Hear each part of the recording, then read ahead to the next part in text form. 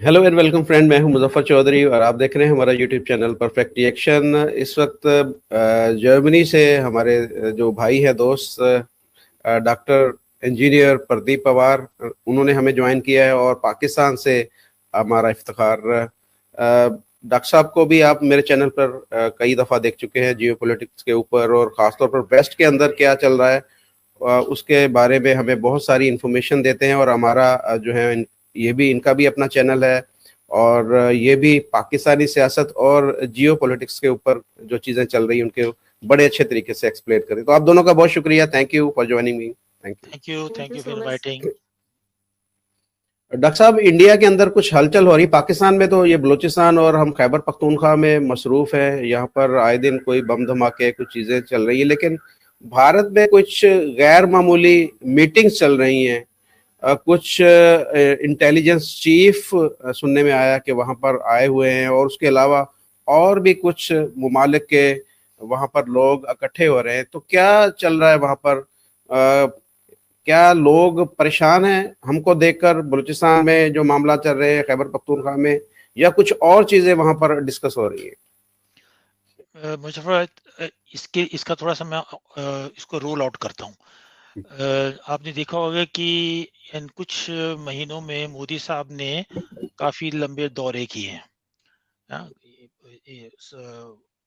UAE गए हैं, Kuwait गए हैं, फ्रांस में उन्होंने एआई के ऊपर जो किया था समिट, जिसमें उनका की नोट स्पीकर उनको बुलाया गया, और उसके बाद में यूएस से गए हैं। तो वो जितनी भी मीटिंग्स हुई हैं उनके ऊपर बहुत सारे एमओयूज लिखे जाते हैं, और उस एमओयूज का को इन प्रैक्टिस करने के लिए इन्होंने इंडिया में एक बहुत बड़ा इंटरनेशनल लेवल के ऊपर डायलॉग्स रखा है, जिसको रायजाना डायलॉग बोलते हैं। रायजाना हिल है दिल्ली में, और वहां पर वो ये होते हैं। अब इसको उन्होंने और भी इंटरनेशनलाइज कर दिया है।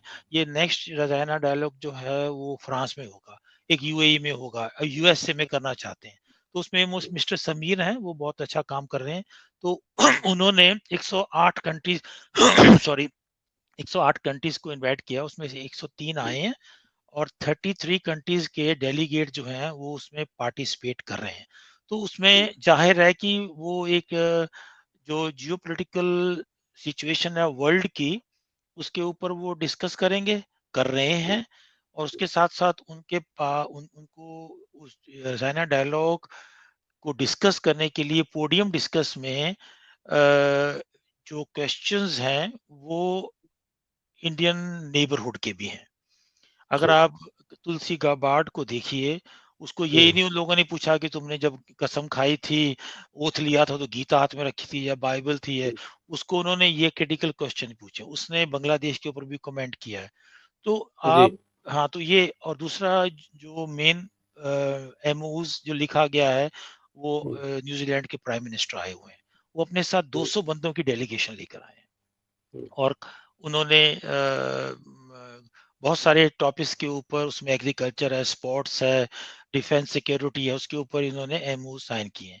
ये रजायना डायलॉग जो है ये 10 साल से हो रहा है। और जी जो जो मैंने पहला रजायना डायलॉग में पार्टिसिपेट, मैं तो नहीं किया पार्टिसिपेट, जो उन्होंने पार्टिसिपेट किया उन्होंने अपनी व्यूज दिए हैं अपनी पार्लियामेंट में आकर, कि हमने वहां जाके ये बोला था, ये बोला था। और इसके पीछे एक बहुत बड़ा फोरम बैठा हुआ है इंटेलेक्चुअल का, इंडियन इंटेलेक्चुअल्स का। वो हर वर्ड को नोट करते हैं कि ये इसने ऐसे बोला था, इसका ये मतलब है, इस पे हमें काम करना है। तो 10 साल से वो जितने भी उन्होंने एक मेजरमेंट प्लान डेवलप किया है, उस मेजरमेंट प्लान के हिसाब से इंडिया वाले जो है अपना जियोपॉलिटिकल जो सिचुएशन है वो business orientation, migration and security के ऊपर काम करते हैं।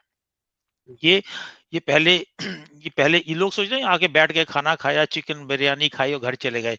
ऐसा वो नहीं है, उसके ऊपर अमल किया जाता है, और ये पार्लियामेंट की कैबिनेट के सामने पेश किया जाता है कि तुलसी गाबार्ड ने ये बोला। लास्ट ईयर आप याद करेंगे, कोरिया का जो फॉरेन मिनिस्टर था, जो उसने अपना डायलॉग दिया था, उसके ऊपर इतना अमल हुआ कि Indian Korean defence corporation party हो गया उसके साथ। तो इसका फायदा इंडिया को भी है और इसका जियोपॉलिटिकली और कंट्रीज को है। इन्होंने मिलोनी को भी बुलाया था, जॉर्जिया को, तो उसमें भी जो उसने आके बोला उस पर एकदम अमल किया गया कि हमने मैरीटाइम करना। उसी वक्त इटली की फोर्सेस ने आके गोवा में अपना शिप लगा दिया। जर्मन के साथ जो एक इनका अर्बन डेवलपमेंट सिस्टम है। तो इन इन सब चीजों के साथ होते होते नेबरहुड की भी बात हो रही है। और उस नेबरहुड में इंडिया वालों ने अभी तक ये बलूचिस्तान में होने वाले सब्जेक्ट को एक बार भी वो नहीं किया, उसको किसी भी डिस्कस फोरम नहीं को किया। डिस्कस नहीं किया। और सबसे बड़ी अफसोस की बात है, इतने लोग जख्मी हुए हैं, इतने लोग की डेथ हुई है, सिक्योरिटी फोर्सेस हैं, वो भी किसी के की भाई बहन है, माँ माँ का बच्चा चला जाता है, उसको क्या तकलीफ होती है, आप ये सोच सकते हैं।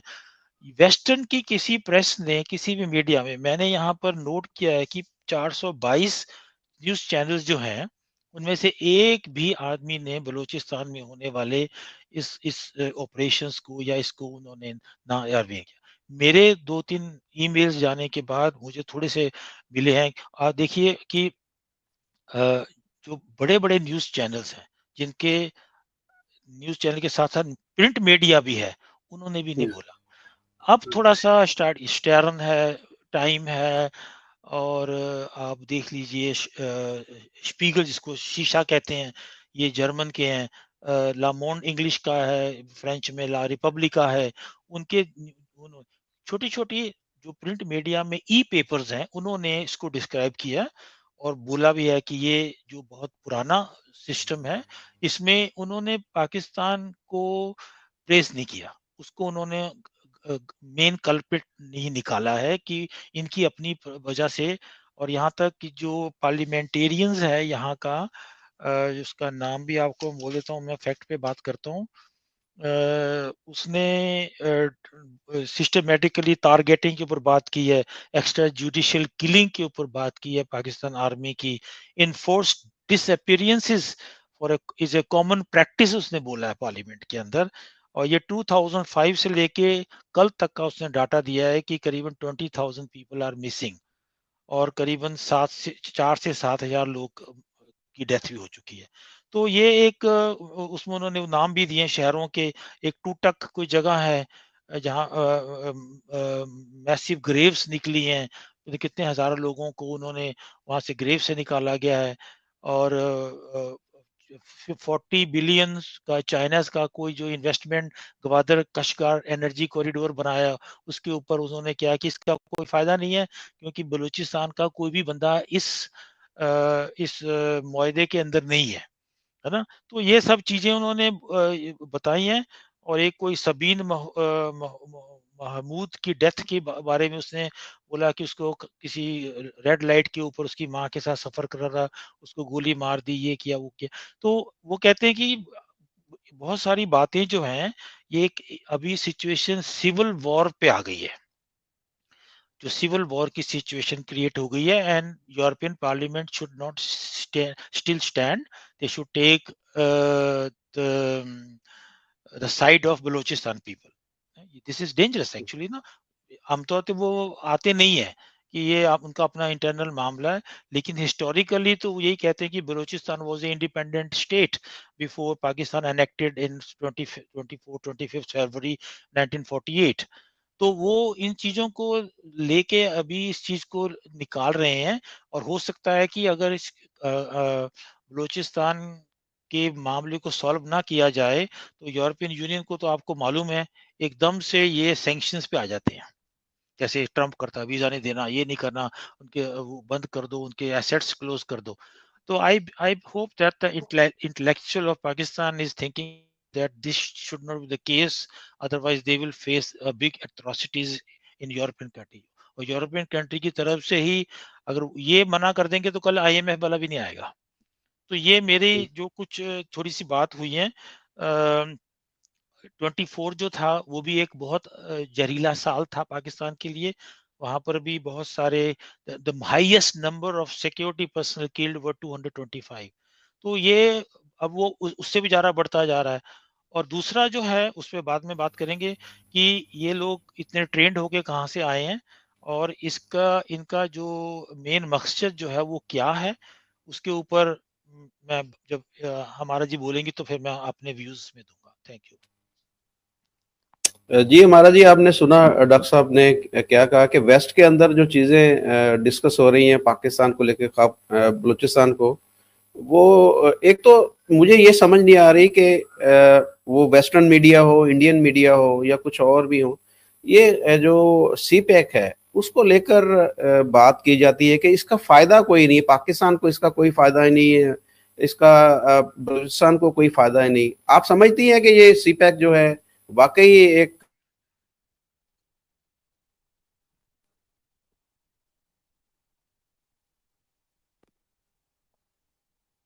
प्रॉब्लम चल रही है बलूचिस्तान में, उनको लेकर जो यूरोपीय यूनियन या वेस्टर्न जो कंट्रीज हैं वो उनके अंदर तहफुजात पाए जाते हैं, तो क्या कहेंगे इसके ऊपर आप? अच्छा जी, मैं इससे बात शुरू करूंगी कि जब पाकिस्तान और इंडिया जो है सो कॉल्ड आज़ादी मिली, जब यहाँ से ब्रिटिश गए, तो उन्होंने 2 मुल्कों में तक़सीम कर दिया इस रीजन को। जैसे किया जो किया वो तो एक अलग डिबेट है, उसके ऊपर तो हम 100 प्रोग्राम्स कर सकते हैं, क्या हुआ, कैसे पाकिस्तान बना, कैसे इंडिया बना। तो ख़ैर बहरहाल उस वक़्त जब ये 2 मुल्क को उन्होंने उन्होंने डिवाइड कर दिया और 2 मुल्कों में तक़सीम करके, क्योंकि उस वक़्त ब्रिटिश यहाँ पर रूल कर रहे थे। तो उस वक़्त आप जानते हैं कि सैकड़ों में, मतलब नॉट जस्ट देख के इक्का-दुक्का रियासतें, ऐसी आज़ाद रियासतें थीं कि जिनके लिए ये कन्फर्म कर दिया गया कि उनको they should have to be the part of Pakistan, either Pakistan या फिर India. They can't be independent, या फिर दे कांट स्टैंड इंडिपेंडेंट, या फिर एक अलग मुल्क जो है यहाँ पर तीसरा मुल्क बनाने की उन्होंने उस वक्त, जो कि कोई किसी किस्म का कानून नहीं दिया गया। ये बताया गया उनको उनको कि उनकी मर्जी है कि वो जिसके साथ चाहें वो अलाय करें और उसके साथ वो शामिल हो जाएं। तो आप जानते हैं कि जो ज़मीनी हकाइक को देखते हुए जिनकी बाउंड्रीज वगैरह जो इंडिया के साथ थी, वो इंडिया के साथ उन्होंने इल्हाक किया, मिल गए। जो पाकिस्तान के साथ थे वो पाकिस्तान के साथ मिल गए। तो वहाँ पे एक ही जो डिस्प्यूट एरिया रहा, वो यूएनओ में आज तक वो डिस्प्यूट एरिया है, वो है कश्मीर, जिसमें आप आज़ाद कश्मीर ले लें, मकबूजा कश्मीर ले लें, दोनों साइड का कश्मीर मैं कह रही हूँ। टिल दिस डेट एक ही डिस्प्यूट लैंड है और वो है Kashmir, entire Kashmir. I am not talking about Pakistani और Indian Kashmir. It is still an, इसके बारे में मैं आगे बात करूंगी, अजीत डोभाल ने इसके बारे में बात की है। यूएनओ में तो एक यही डिस्प्यूट लैंड है, उसके अलावा जो बलूचिस्तान के लिए अब क्लेम किया जाता है, देखिए जी ये एक बिग गेम का हिस्सा है। सी पैक का अगर इतना हमें फायदा नहीं है तो आपको इस दुख में रोने की क्या जरूरत है, आप इसको let it be completed, let it be finished, उसके बाद पाकिस्तान जाने चाइना जाने, लेकिन ऐसी बात नहीं है। इससे कईयों के मफादात जुड़े हुए हैं, अमेरिका के मफादात जुड़े हुए हैं, ईरान के जुड़े हैं, पूरे यूरोप के, मैं कहती हूँ हर यहाँ पे डबल स्टैंडर्ड्स पूरे आप देखते हैं पूरी दुनिया में, कि अगर फायदा या नुकसान ये पाकिस्तान और चाइना को डिसाइड करना था। और जब बलूचिस्तान आजाद आजाद किस तरह से कहते हैं कि आजाद रियासत, रियासतें तो शामिल होनी थी किसी न किसी एक मुल्क में। पाकिस्तान के साथ बलूचिस्तान की रियासत जो है उसने इल्हाक किया और उसके बाद पाकिस्तान का हिस्सा बनी। और जो गवादर है, गवादर पोर्ट जहाँ पे ये सारा बनाया जा रहा है, ये तो वैसे भी पाकिस्तान का एक परचेज एरिया है जो इन्होंने खरीदा। ये तो ना बलूचिस्तान का हिस्सा तो नहीं था गवादर। ये चीजें कभी भी सच सामने नहीं लाया जाता, ना इस पे बात होती है कि गवादर कब था बलूचिस्तान का हिस्सा। हिस्टोरिकली बताएं, जरा प्रूव करें। आप बताइए कि कब था वो हिस्सा उसका। वो तो शामिल किया गया ना, आपने उसको शामिल कर दिया और उसके बाद पाकिस्तान के वफाक ने, पाकिस्तान के गवर्नमेंट ने उसको बलूचिस्तान का हिस्सा बना दिया और उसके सूबे में जम कर दिया, क्योंकि लैंड, अगेन वही बात कि उसकी जो लैंड है, हम जमीनी हकाइक है, वो दोनों वो एक साथ थे। उसको वो पंजाब का हिस्सा तो नहीं बना सकते थे, ना एक और रियासत बना सकते थे, सॉरी, या एक और डिस्ट्रिक्ट बना सकते थे। उन्होंने बहरहाल एक अच्छा फैसला किया कि उसको बलूचिस्तान के साथ शामिल किया।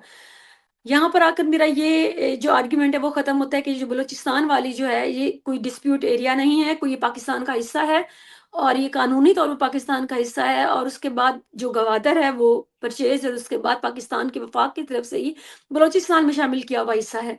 उसके बाद यहाँ पर अगर आप देखें तो यूएई हो गया, अमेरिका हो गया, ईरान हो गया, अफगानिस्तान हो गया, इंडिया हो गया, इन सब के मफादात किस चीज़ से जुड़े हैं, इसके अगेंस्ट चल के पाकिस्तान को अगर थ्रेटन किया जा रहा है, पाकिस्तान को वार में धकेला जा रहा है, पाकिस्तान को सिविल वॉर के जैसे नाम दे रहे हैं, या पाकिस्तान में बलूचिस्तान में फॉरेन इंटरफेरेंस के बाद इतनी ज़्यादा जो सोरिश है या फिर जो अनरेस्ट है उसको निगलेक्ट करके और उसके बाद सिर्फ और सिर्फ उसका एक फेस दिखाया जा रहा है, ये दिखाया ही नहीं जा रहा।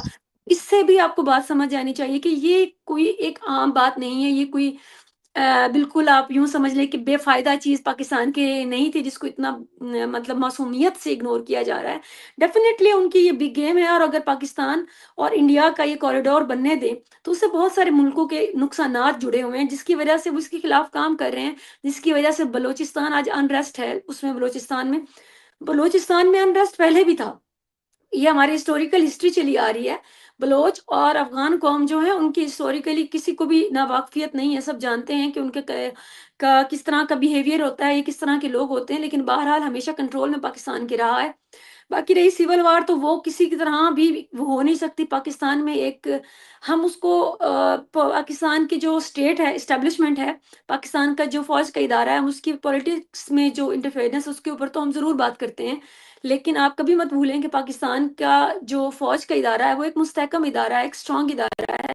और इसके बारे में ये राय मेरी नहीं है, ये तकरीबन पूरी दुनिया की राय है। और ये जानते हैं कि पाकिस्तान की फौज जो है कैपेबल है कि वो इस तरह की किसी भी जो अनरेस्ट होता है उसको वो काबू पा लेती है। उसके लिए इन्होंने कई ऑपरेशंस भी किए हुए हैं। हम लोग केपीके में भी तालिबान से लड़ रहे हैं, हम लोग बलूचिस्तान में भी इस तरह की बीएलए जैसी दहशतगर्द तंजीमों से लड़ रहे हैं, और लड़ेंगे और ऑपरेशन के साथ खात्मा करेंगे किसी किस्म की सिविल जंग, किसी किस्म का अनरेस्ट जो मुल्क को खराबी की तरफ लेकर जा रहा हो या अनस्टेबल कर रहा हो, वो मुझे नजर नहीं आता। ये सारी चीजें जो है ये प्रोपोगेट की जाती हैं। प्रोपोगेट क्यों की जाती हैं? उसमें मैं कहती हूँ कि पाकिस्तान की एक जो सबसे फ्लॉ बड़ा है कि ये हम लोग वर्ल्ड फॉर्म पे आकर अपना जो नैरेटिव है वो सही तरह से बयान नहीं कर पाते, कभी भी हम अपने आप को रिप्रेजेंट सही तरह से नहीं कर पाते। उसकी मेन रीजन ये है कि यहाँ पे पॉलिटिकली जो हुकूमतें होती हैं वो इतनी अनस्टेबल होती हैं कि हमारा वजीर खारजा जो होता है या फिर हमारी किसी किस्म की जो आवाज होती है वो दुनिया तक ठीक तरह से नहीं पहुंच पाती। जैसे बाकी पॉलिटिकली जो बिल्कुल स्टेबल कंट्रीज हैं, उनके जो वुज़रा होते हैं वो बाहर जाते हैं, वो विजिट्स करते हैं, पूरी दुनिया में एक अपना सॉफ्ट इमेज पेश करते हैं। तो पाकिस्तान में अनफॉर्चुनेटली उस चीज़ की शदीद कमी है कि हमें ना इस तरह का पॉलिटिकल मिलता है सेटअप के हमारे जो नुमाइंदगान हैं वो बाहर जाएं और ये इमेज पेश करें या पाकिस्तान का कोई भी रिप्रेजेंटेशन करें। ना हमारे पास मीडिया है इस किस्म का, हमारे पास न्यूज़ चैनल्स के अलावा किसी किस्म का कोई सॉफ्ट मीडिया ऐसा नहीं है, वो फिल्मों में आ जाए या फिर वो डॉक्यूमेंट्रीज में आ जाए। Specifically I am talking about film industry. ये एक दुनिया में बहुत बड़ा टूल है कि आप दुनिया को अपना सॉफ्ट इमेज पेश करते हैं। तो पाकिस्तान में किसी किस्म की कोई फिल्म इंडस्ट्री नहीं है जो दुनिया में आपको रिप्रेजेंट करे, आपका एक सॉफ्ट इमेज पेश करे। तो इस तरह की जो खबरें हैं, फिर आप किस तरह से एक्सपेक्ट करते हैं कि जब दुनिया आपके बारे में जानती ही नहीं है, आपके जो आपकी पॉलिटिकल जो भी आपकी लीडरशिप है उसने जाकर आपको कहीं देखिए आपका हमारा इंट्रोडक्शन नहीं करवाया दुनिया हुआ। हाँ दुनिया जी, को जो हमारी न्यूज जाएंगी उसी हिसाब से हमें जानेंगे ना। दुनिया में अगर खबर जा रही है कि वही बलूचिस्तान मैं के अंदर बात कर रही हूँ। ब्लास्ट क्या हुआ है, आप अपना सॉफ्ट इमेज आपका पेश करना था? सॉफ्ट आपके इमेज क्या है जो हमारा, पॉलिटिकल क्या है लीडरान है उन्होंने, हम्म, आपके फौजियों हम्म, ने जाकर, ये जर्नैल ने जाकर बैठकर उनके हम्म, बाहर मीडिया में जाकर या पूरी दुनिया में जाकर हम्म, ट्रैवलिंग नहीं करनी थी या विजिट्स नहीं करने थे। वो आपके वुजरा नहीं करने थे, वो आपकी पॉलिटिकल हम्म। लीडरशिप नहीं करने थे। पॉलिटिकल लीडरशिप तो आप यहाँ पर स्ट्रांग रहने नहीं देते। यहाँ पर आकर पाकिस्तान जो है मार खाता है कि हमारी कोई किसी किस्म की जो पॉजिटिव किस्म की या फिर जो भी इसे आप कहते हैं कि आप अमेरिका में देखें, इंडिया में देखें, क्या क्या जुल्म नहीं हो रहे हैं। लाखों से हजारों लोग लापता होते हैं और कई लाखों के साथ जुल्म होते हैं, लेकिन उनका सॉफ्ट इमेज वो क्या पेश करते हैं? ये बिग गेम है। पूरी दुनिया के डबल स्टैंडर्ड्स हैं। तो पाकिस्तान यहाँ पे बड़ी मार खा रहा है कि वो अपना सॉफ्ट इमेज पेश नहीं कर पाता। यहाँ पर मैं कहती हूँ कि वो जुल्म नहीं है, वो अनरेस्ट नहीं है, जितना कि इसको आप प्रोपोगेट करवाते हैं अपने हमारे जो मुल्क हमसे फायदा उठाना चाहते हैं, जो जितना वो प्रोपोगेट करते हैं। तो इसके लिए मैं I feel very sorry about Pakistan, and I feel very much disappointed कि पूरी दुनिया जानती है डबल गेम्स। पूरी दुनिया जानती है कि अमेरिका में क्या हो रहा है, पूरी दुनिया जानती है कि इंडिया में क्या हो रहा है, पूरी दुनिया जानती है कि इजराइल क्या कर रहा है, पूरी दुनिया जानती है कि फलस्तीन में क्या हो रहा है, पूरी दुनिया जानती है शाम, इराक और बाकी लेबनान और बाकी कंट्रीज में क्या हो रहा है। लेकिन उसके ऊपर उनकी जुबान बंद होती है, उसके ऊपर कोई इजलास नहीं होते, उसके ऊपर ना बिरयानियां खाई जाती हैं, ना सैंडविचेस खाए जाते हैं, ना वहां पे गपशप होती है, क्योंकि वो उसके लिए आपको जरूरत नहीं है ना। वो तो आप लोगों ने बिल्कुल इंसानियत से और सफा हस्ती से वो आपने माइनस किए हुए हैं। आपके पास वही लोग हैं जो अपने आप को रिप्रेजेंट कर सकते हैं, जो बेहतर तरीके से झूठ बोल सकते हैं, बेहतर तरीके से अपना सॉफ्ट इमेज पेश कर सकते हैं, नेशनलिज्म को फरोख्त कर सकते हैं। आपको आप ट्रम्प को ले लें, आप मोदी को ले लें, आप इंडिविजुअल्स को जो ग्लोरीफाई कर सकते हैं, जो कि डिक्टेटरशिप की भी एक बहुत बड़ी, मैं कहती हूँ कि इस तरह की कोई आपको शक्लें नजर नहीं आती जो आपको इन लीडरशिप में नजर आती हैं। हमारे भी एक लीडर रहे हैं इमरान खान, उन वो भी, उनकी भी आदत और उनकी भी जो कुछ हिस्ट्री है वो सेम ट्रम्प और मोदी वाली थी। तो वो इसलिए ट्रम्प उनको भी बहुत पसंद करते थे और मेरे ख्याल में मोदी को भी वो फेवरेट होने चाहिए थे। बहरहाल वो नहीं आगे लव स्टोरी चल सकी अनफॉर्चुनेटली। तो मैं बड़ी हैरान होती हूँ दुनिया के डबल स्टैंडर्ड्स पे कि ये सारे ममालिक पे, जहाँ पे अब देखिए 2 दिन से फलस्तीन में जो हो रहा है, दोबारा से अटैक्स जो हो रहे हैं, कहा गया कि हमास को हमने टारगेट किया, 400 से ज्यादा लोग आपने मार दिए, बच्चे उसमें शामिल थे। वो बच्चे जिन्होंने दोबारा स्कूल ज्वाइन करने, टेम्परेरी स्कूल्स बनाए थे इन्होंने, वो जाना शुरू किया था, पहले दिन उनको अटैक करके मार दिया। वहां पे दुनिया कहाँ है? वहां पे सो कॉलेज इजलास क्यों नहीं हो रहे? इतने मुल्क जमा क्यों नहीं हो रहे? वहां पे चाय क्यों नहीं पी जा रही? वहां पे सैंडविचेस क्यों नहीं खाए जा रहे? वहां पे क्यों नहीं केक कट किए जा रहे? वहां का सॉफ्ट इमेज क्यों नहीं पेश किया जा रहा? आपको नहीं करना क्योंकि सेम इसी तरह आपको लगता है कि गवादर पोर्ट जो है वो तो पाकिस्तान के लिए ही फायदेमंद नहीं है, और ये आप बता रहे हैं हमें। आप अंदाजा करें कि दुनिया के डबल स्टैंडर्ड्स। मैं तो बात करती हूँ, सरेआम करती हूँ कि अफगानिस्तान में आप देखिए इंसानी हकूक की खिलाफ वर्जियां, कतर में जाके उन्होंने क्या मुआहदे किए कि हमारी सरजमीन किसी के लिए इस्तेमाल नहीं होगी। क्या हो रहा है? आप लाखों डॉलर दे रहे हैं। वहां की बच्चियां स्कूल नहीं जा पा रही, औरतों के साथ क्या सलूक हो रहा है? आप लाखों डॉलर दे रहे हैं। आप कतर को, आप कुवैत को, आप सऊदी अरब को गले लगाते हैं, वहां पे औरतों के क्या हकूक है? आप वहां पे गले लगाते हैं, लेकिन आपको कहाँ पे याद आते हैं? पाकिस्तान में। आपको कहाँ पे याद आते हैं? जहाँ पे आपने फलस्तीन में आपको याद आता है कि हमास क्या कर रहा है। आपको शाम, इराक, ईरान में नजर आता है क्या हो रहा है। मैं ईरान के खिलाफ कई दफा बोल चुकी हूँ कि औरत के साथ जो जुल्म होता है, लेकिन आपकी जबान पे ताले पड़ जाते हैं। मैं अमेरिका और यूरोप की बात कर रही हूँ, डबल स्टैंडर्ड्स की बात कर रही हूँ, कि जब आप बाकी जो वल्ला वल्ला करते हैं और डांस करते हैं, जाकर पार्टीज करते हैं अरब कंट्रीज में, कतर में, सऊदिया में, अफगानिस्तान के साथ आप उनको लाखों की इमदाद देते, तब आप भूल जाते हैं कि वहां पे क्या हो रहा है इंसानी हकूक के नाम पे। औरत के साथ क्या हो रहा है? बड़े चैंपियन बनते हैं ना यूरोप और अमेरिका के, औरत के हकूक के लिए हम बहुत बात करते हैं। तो मुझे समझ नहीं आती, मेरी तो ये समझ से बाला तर बातें हैं। तो ठीक है, अगर वो कह रहे हैं तो हम मान लेते हैं जनाब कि हमारे लिए फायदेमंद नहीं है, आइए आप संभालिए। डॉक्टर साहब, बाकी दुनिया को तो छोड़ें कि अमेरिका क्या कर रहा है, इजराइल क्या कर एक रहा है। डिसअपॉइंटेड मेरी हमेशा रहेगी। जी मैं जी। यकीन माने, मैं ना कहती हूँ कि ट्रम्प और निवास ये हमारे जो है इमरान खान, इनकी लव स्टोरी तो they are like very much same. वो तो अच्छी खासी, मैंने वो देखे ना, वो तो मोहब्बत जो थी वो थी। मोदी के साथ मुझे बड़ी बड़ी हैरत होती है कि इमरान खान साहब की लव स्टोरी स्टार्ट ही नहीं हुई। मैं दुआ करूंगी कि आने वाला वक्त में उनके साथ वो भी नवाज आए, शरीफ अगर की हुई थी। इकतदार। नवाज हाँ जी। शरीफ की हुई थी लेकिन खत्म कर दी नहीं गई। नहीं, नवाज वो शरीफ की उनका हुई थी। मिजाज ही नहीं मिलता था, मिजाज तो हम्म, मिलता था इमरान हम्म, खान का, बनती तो थी उनकी। हम्म, तो मैं उम्मीद करती हम्म, हूँ कि आने वाले वक्त में इमरान खान आए और ट्रम्प, मोदी और इमरान खान बैठकर डिसाइड करें कि पाकिस्तान के लिए क्या अच्छा है, दुनिया के लिए क्या अच्छा है। बिल्कुल। डॉक्टर साहब, बात कर रहे हैं हम पूरी दुनिया की, लेकिन क्योंकि अमेरिका क्या कर रहा है, इसराइल क्या कर रहा है, उसको छोड़े, इंडिया के बारे में हमारा जी ने बोला है कि जो कुछ पाकिस्तान में हो रहा है, इस तरह से, इससे बढ़ के इंडिया में बहुत सारी चीजें हैं, लेकिन उसको आप लोग जो है अंडर द कारपेट छुपा देते हैं, और इंडिया का सॉफ्ट इमेज जो है वो उसको बयान करने के लिए आपके पास बड़ी स्ट्रांग टीम है, जो कि पाकिस्तान के पास नहीं है। क्या कहेंगे उनकी बात के ऊपर आप?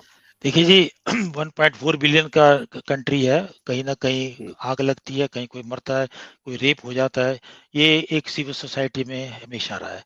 लेकिन इंडिया का जो इमेज बाहर के कंट्रीज में है, यहाँ पर जो जुडिशरी है वो न्यूट्रल है।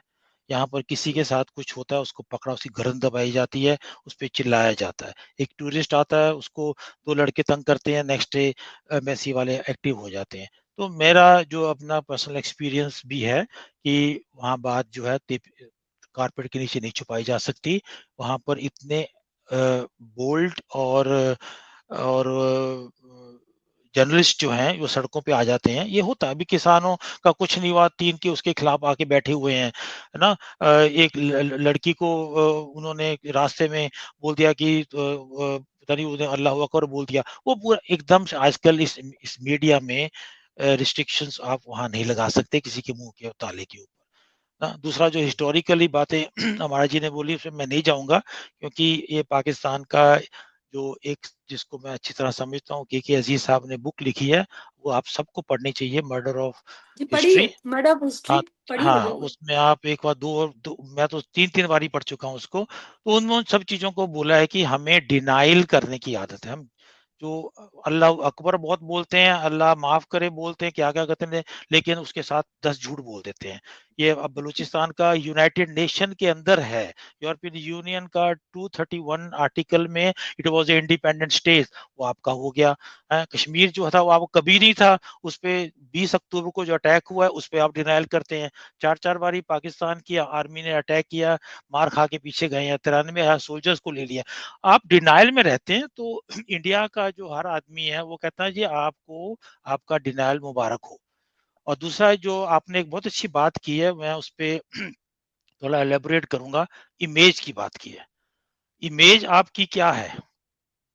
अगर 5 नीचे के कंट्रीज में आपका नाम आता है, आपके 108 जनरल्स यूरोप में आके बैठे हुए हैं जिन्होंने मिलियंस कमाए।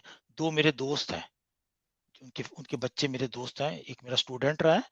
वो कहता है कि मेरा बाप मेरे सामने बोलता है, मेरे 6 दिसंबर को मेरे जन्मदिन पे यहाँ आए थे बेल्जियम से। वो खुद कहता मेरा father is one of the most corrupt person. इसने बलूचिस्तान में आर्मी के लोग अपनी पोस्टिंग करवाते हैं ताकि वहां से लूट के पैसा लाएं। ये इनको कहाँ से वीजा मिलता है? बेल्जियम में, ड्यूरन में, हॉलैंड में, सर्जी फ्रांस में, लंदन में, यूएस कनाडा में आपके 108 122 आर्मी के फ्रॉम लेफ्टिनेंट कर्नल। मेरे फादर लेफ्टिनेंट कर्नल है, हम 4 कमरे के अपार्टमेंट दिल्ली में रहते हैं। वो कहता मेरे बाप का उसमें मेरे फादर का, मेरे वालिद बोलता है वो, मेरे वालिद जो हैं उनका वहां पर 500 स्क्वायर मीटर का बंगला है इस्लामाबाद में, एक लेफ्टिनेंट सर कर्नल एक का। एक एक बात करूं, आप बात कंटिन्यू कीजिएगा। मुझे समझ नहीं आती कि पूरी दुनिया इन्हीं जनरल्स और कर्नल्स को ही क्यों वेलकम करती है, बाकी पाकिस्तानी कौम पे तो इतने बैन वही लगाती है, हमारा वीजा भी वही सबसे वही नीचे है, तो ये वही मैं इनको आपको पनाही बताता क्यों देते हैं? हूँ, मैं वही ये बनाता हूँ। समझा दें हमें। मैं आपको समझाता हूँ। ये लोग जी जी, पैसा, जितना पैसा ये यूरोपियन यूनियन वाले लगाते मतलब हैं, यूरोप उसी पैसा चाहिए। उनको ये लोग पैसा दिखा के उनको वीजा मिलता है, ही मिलता है। अगर मैं चाहूँ मेरी माँ यहाँ के रह तो उनकी सकती कोई थी। एथनिकल बुनियादें नहीं होती, उनकी कोई एथिक्स नहीं नहीं नहीं होती? नहीं, नो नो नो, वो कहते हैं मतलब देयर इज, वो कहते हैं हमने दिया था, अब ये लेके वापस आ रहे हैं, थैंक यू वेरी मच, बस यही उनका डेफिनेशन है। और दूसरा, पाकिस्तान के जो मेरे अच्छे दोस्त हैं वो भी शर्माते हैं। मेरी लड़कियों के साथ जो मेरे भतीजे बने हुए हैं, जिनको जो राखी बांधती हैं औरतें मुझे यहाँ पर, वो भी यही बोलती हैं कि हम लोगों की समाज में कोई रिस्पेक्ट नहीं है। अब आप देखिए, ये आज आज आज तारीख हो गई है 19 ना, 19। 19। लास्ट 4 वीक से हर 2 जहाज पाकिस्तान इस्लामाबाद में लैंड हो रहे हैं, जो पाकिस्तान के बाशिंदों को डिवोट किया जा रहा है। आपकी किसी न्यूज में नहीं है। मैं उनके नाम भी लिख के आपको भेज सकता हूँ। उसमें से 17 वो लड़के हैं जिन्होंने 14 साल की लड़की के साथ सेक्स किया है, उनको पूरी सजा थी। आप इमेज क्या बनाएंगे? आपके जनरल लूट के आते हैं बाहर के मुल्कों में, आपके बाशिंदे जो हैं ग्रीस, अजरबैजान, ऑस्ट्रिया, जर्मनी और फ्रांस के लोगों को इकट्ठा करके ये रामस्टाइन में लेके आए हैं, वहां से उनको डिटेंशन सेंटर में डालते हैं, डिवोट कर रहे हैं। 1800 के करीब डिवोट होके आएंगे अभी, जो क्रिमिनल्स हैं। तो इमेज कौन बनाता है? इमेज बनाता है वहां का समाज। इंग्लैंड में आपकी कोई इज्जत नहीं है। कल ही मेरा भतीजा वहां से आया, कहता इतने इतनी बड़ी मोटी मोटी औरतें और हाथों में वो पकड़े हुए ड्रम, और वो छलियां जाके गार्डन में खाती हैं। ना केवेंट्री में आपकी इज्जत है, ना मैनचेस्टर में आपकी इज्जत है। लंदन जो है वो, आप ईस्ट लंदन, आप नॉर्मल आदमी वहां रह नहीं सकता। मेरी लड़की 4 दिन शादी के बाद हनीमून के लिए गई थी, कहती पापा I was afraid of entering east London. तो इमेज किसने, ग्रूमिंग है किसने की है? 4000 लड़की को रेप किया हुआ है। तो ये जो इमेज है वो, लोग गवर्नमेंट अब की तरफ की इमेज एक होती है, उसके बाद जो जनता की इमेज जो है वहां के रहने वालों की एक होती है, और दूसरी इमेज वो होती है आप बाहर के कंट्री में अपने आप को कैसे डील करते हो। यहाँ पर इतने इंटेलेक्चुअल पाकिस्तानी रहते हैं, वो मौका आने पे अपने आप को पाकिस्तानी नहीं कहते, कहते वी आर फ्रॉम इंडियन सब कॉन्टिनेंट। इट्स नॉट रॉन्ग, सब कॉन्टिनेंट से तो आए हैं वो कन्फ्रंट्रेशन को रोकने के लिए ये बोलते हैं। तो जहां पर डिनाइल, रॉन्ग हिस्ट्री, एक पैट्रियार्चिकल सोसाइटी, एक करप्ट नेशन, उसकी इमेज बनानी बड़ी मुश्किल होती है। मैं कितनी बारी बोल रहा हूँ कि पाकिस्तान में कोई मसीहा आएगा तो वही उसको ठीक कर सकता है, क्योंकि नफरत और ये जेलसी और ये डिनायल जब तक आप दूर नहीं कर, अब मैं यहाँ बाहर जाके बोलूं कि मेरा रंग गोरा है तो सब बोलेंगे यार तू तो ब्राउन है, तो वो मैं डिनाइल में रहूं कि नहीं मैं तो गोरा ही हूँ जी, तो मेरा काम नहीं बनेगा। मुझे हकीकत से मैं यहाँ रिप्रेजेंट करता हूँ, मैं सीखी नहीं मारता, मैं यहाँ पर एक वेल नोन साइंटिस्ट हूँ और मेरे नाम की बुक्स बिकती हैं, मुझे हॉस्टल यूनिवर्सिटी बुलाया जाता है, मुझे पॉडकास्ट के लिए बुलाया जाता है, मैं जर्मन लैंग्वेज में ठीक ठाक माहिर हूँ, मैं जर्मन से अच्छी जर्मन बोल लेता हूँ, मेरी इंग्लिश जो है वो शायद ब्रिटिश इंग्लिश से ज़्यादा अच्छी होगी, कॉन्वेंट स्कूल का मैं पढ़ा हुआ हूँ, मुझे फ्रेंच भी बोलनी आती है, थोड़ी इटली भी समझ लेता हूँ, तो मैं ये सारा मीडिया पढ़ता रहता हूँ और मुझे इतना पता है मेरे बिहेवियर से एक उस मुल्क को मैं रिप्रेजेंट कर रहा हूँ, जबकि मैं जर्मन नेशनल हूँ, मेरे बच्चे जो हैं वो ब्राउन कलर के मेरी तरह हैं, मेरी वाइफ थोड़ी गोरी है तो वो थोड़ा सा उनका कम्प्लेक्शन अच्छा हो गया है, लेकिन हम रिप्रेजेंट करते हैं